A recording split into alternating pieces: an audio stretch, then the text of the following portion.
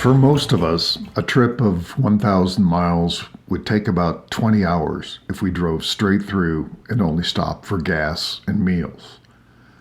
For Angie, such a voyage was almost instantaneous. We may have images of angels flying. They do have wings after all. But their mobility doesn't rely on conventional means of transportation or physics. They travel more like light beams than butterflies. Angie arrived unannounced and unseen inside the workers' complex in Zimmerman. Her movements didn't appear on Dick Corey's video feed.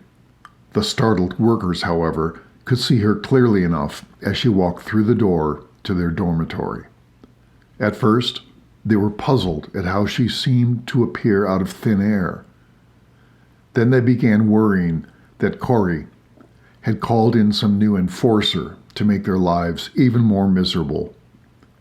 There was, after all, something dangerous about this woman. Noting their nervousness, she introduced herself. "My name is Angie. Don't be afraid." She thought about how often others of her kind had used a similar salutation of "do not be afraid" with these earthly creatures. Seeing the doubt and fear in their eyes, she continued, "I'm here to help you. I know what's been going on here and how you have been abused. That is about to stop." The stunned laborers simply stared at Angie. How was it that they each understood her, even though they all spoke different languages? Then they glanced nervously at the video cameras that they knew recorded their every move. There was something very different about this woman. "Don't worry about the cameras," said Angie calmly. "They can't record me or anyone with whom I'm speaking. What you say and do when I'm with you is invisible to those who watch." For reasons they couldn't adequately express, they knew that she was speaking the truth. Even the skeptics among them figured that any change to the current situation was better than blindly continuing along the same path. "I need you to follow me outside," Angie continued. "Some things are best discussed out in the open, beyond closed doors. Besides, I want you to know that these doors no longer hold you inside."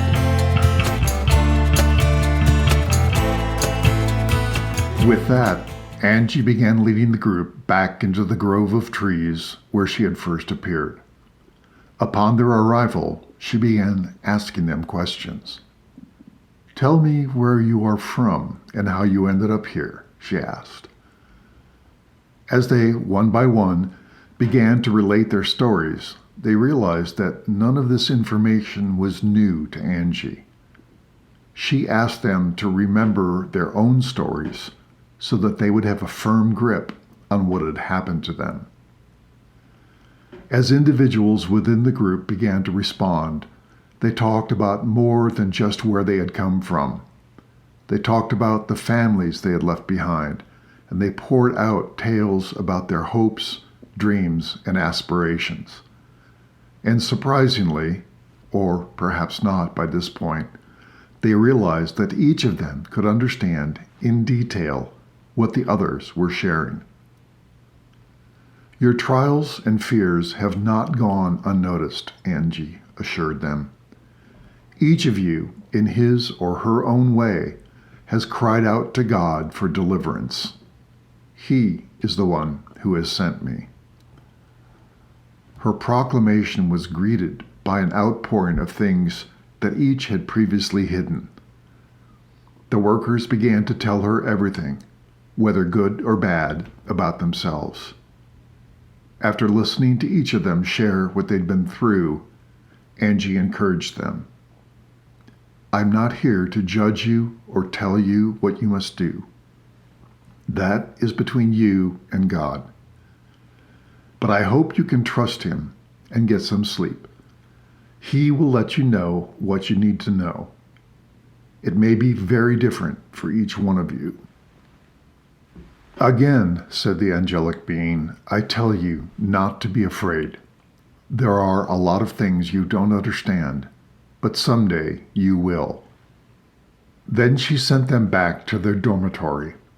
As they made their way in silence, their minds and hearts were full of hope and questions. But once they reached their rooms, they collapsed into their beds with a weariness that came from relief and fell into a deep and peaceful sleep.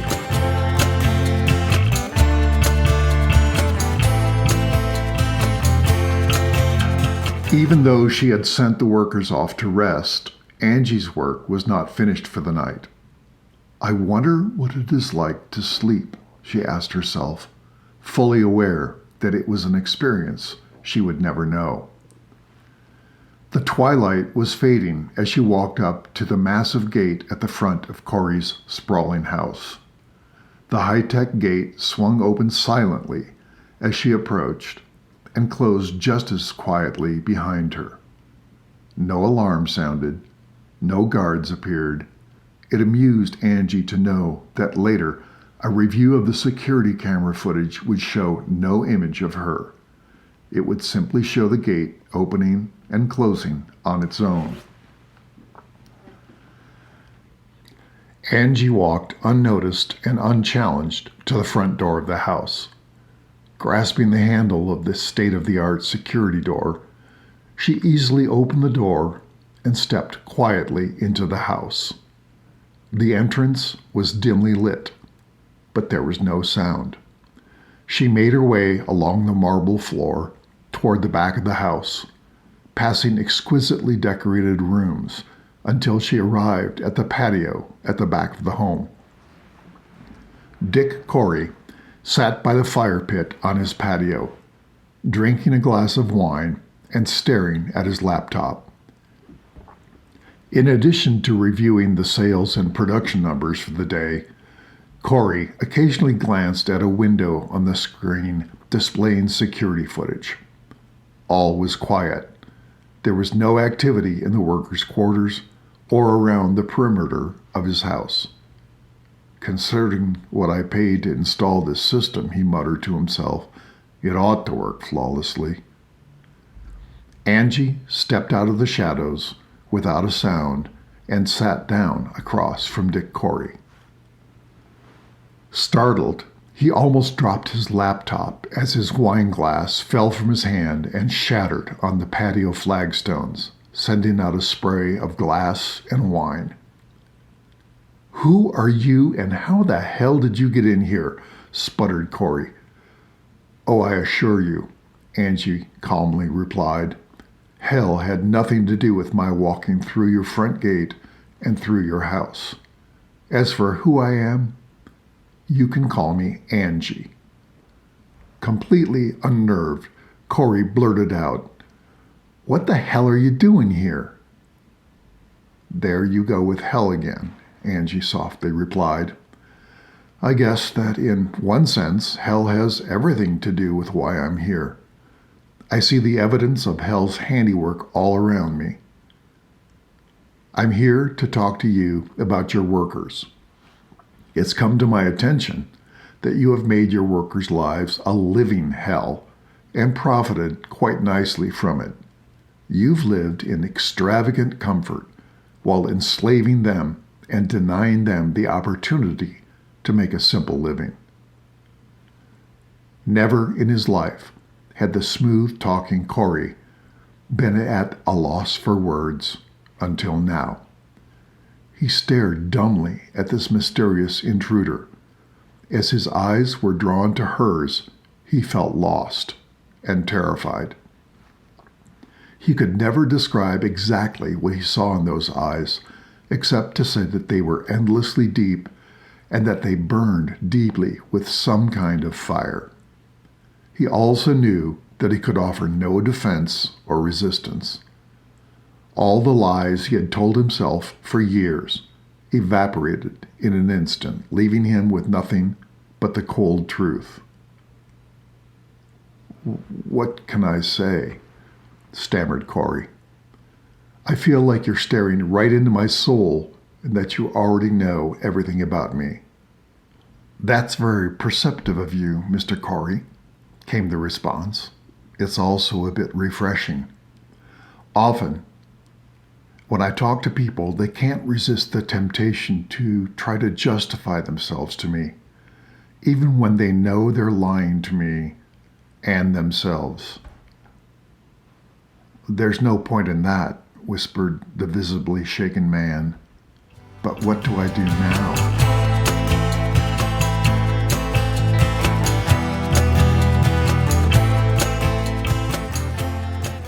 "Did you ever read any Bible stories when you were little?" asked the angel. "You know that I did," responded Corey. "And you know that I didn't pay all that much attention as a kid, much less later in life. And besides, I'm not sure those Bible stories will help me now. I'm in way too deep." "Maybe you remember the parable Jesus told about how it was easier for a camel to pass through the eye of a needle than for a rich person to enter the kingdom of heaven," Angie said. "Yeah, that one kind of stuck in my mind," said Corey. "But what does that look like for me? How does that help me out? Yes, I'm rich, but I don't see any camels or needles at the moment." "You're forgetting how the parable ends," said the heavenly visitor. "The disciples of Jesus had more or less the same reaction. In fact, they said, 'Then who can be saved?' But Jesus replied that while things were impossible for men, nothing was impossible for God." "Perhaps you also remember another story about Zacchaeus," said Angie. "He was a tax collector in the days when Jesus walked the earth. Tax collectors took advantage of the poor people. They had authority to collect taxes from people, but they'd add an outrageous surcharge when they did it, which was pure profit for them. They ripped people off and profited handsomely from the poverty they inflicted on the less fortunate." She continued, saying, "Zacchaeus made himself very wealthy by extorting money from people until he came face to face with Jesus. When he was confronted with his actions, he vowed to give half of his possessions to the poor and to repay anyone he cheated 4 times what he'd taken from them." Corey nodded almost imperceptibly as a stained glass memory flashed through his mind.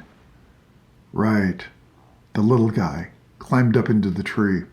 I vaguely remember that, but I don't remember what happened." "That's the good part," said the angel. "Jesus said to him, 'Today salvation has come to this house, because this man too is a son of Abraham. For the Son of Man came to seek and to save the lost.'" "I can't believe it's that easy," muttered Corey. "Who said anything about easy?" replied Angie. "The forgiveness part is beyond your ability to pay for. But there is still work to be done. Being forgiven didn't cost Zacchaeus a dime, but he had a lot of work to do after he was forgiven." Over the next few days, Corey and Angie could be seen huddling over spreadsheets and cups of coffee. Apparently, angels are allowed to indulge a Caffeine Jones. They pored through Corey's books to get an accurate picture of the company's financial situation. One of Corey's first steps was to come face to face with his workers. Although he was understandably nervous about meeting with them, Angie's presence helped him to step up to the challenge.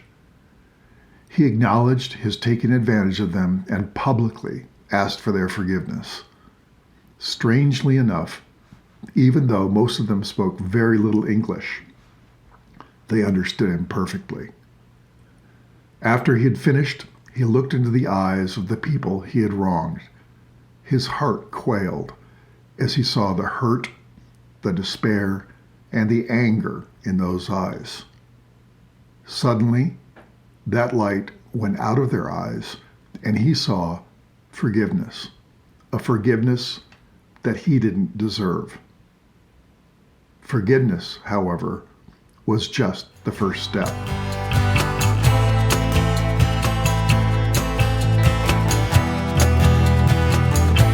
The next thing that he did was to inform them that, going forward, their work hours would be 8 hours a day with a break for lunch. He also scheduled medical appointments for all of his employees/partners to ensure that their healthcare needs were met.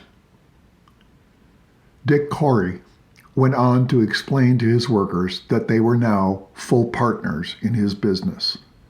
They would all, himself included, share equally in all profits and losses. On top of that, they would have equal input when it came to any business decisions within the realm of their expertise. His words were met first with silence, then with weeping, and finally with laughter and dancing. Corey was overwhelmed and glanced at Angie. Was that the faintest hint of a smile that crossed her lips? Her eyes, however, were obviously dancing with the workers in the room. To everyone's surprise, including Dick Corey, a package arrived within a couple of days containing green cards for all the workers. Corey and the workers laughed in wonder at this turn of events, knowing how difficult acquiring such documents could be. Angie smiled inwardly and acted just as surprised as everyone else. Corey, however, gave her a knowing glance and laughed quietly to himself.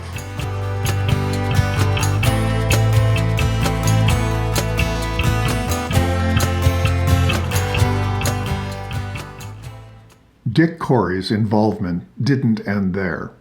After lengthy conversations with his workers, he founded and funded a nonprofit organization that helped asylum seekers work through the process of gaining legal citizenship, while providing them with reasonable living accommodations during that process. He also recognized Claudia's exceptional skills and contributions to the company's success. He promoted her to master craftsman and gave her full responsibility for the design of all future products. He also paid for English lessons for her and the rest of the workers, while taking Spanish lessons himself. With her newfound freedom and spare time, Claudia began volunteering as a mentor at another organization that reached out to Central American refugees. Her wisdom, compassion, and drive encouraged others to develop and refine in-demand skills. The organization also helped them through the appropriate steps to legal citizenship. The whole compound, now free of fences and surveillance equipment, became a disciplined flurry of activity. Perhaps that's why no one initially noticed that Angie quietly, and somewhat mysteriously, disappeared. At the same time, no one was particularly surprised. They all knew that there was something special, even holy, about her. They knew that she would somehow go where she was needed most. At the same time, the employees at a certain bed and breakfast 1,000 miles away weren't at all surprised when they looked out on the veranda and saw a familiar face sitting at her normal table with her sunglasses on, drinking her early morning coffee.